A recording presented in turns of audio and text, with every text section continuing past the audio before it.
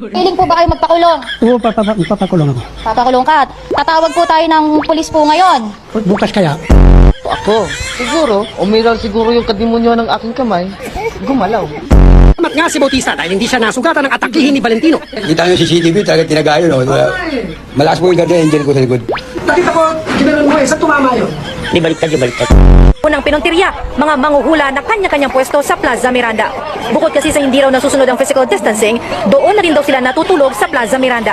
Pinaalis sa Team Hawker sa mga manguhula, pati ang kanilang mga gamit at basura, pinaligpit. Hirit nila sa mga manguhula. Dapat inuulangan nyo na mahuli kayo.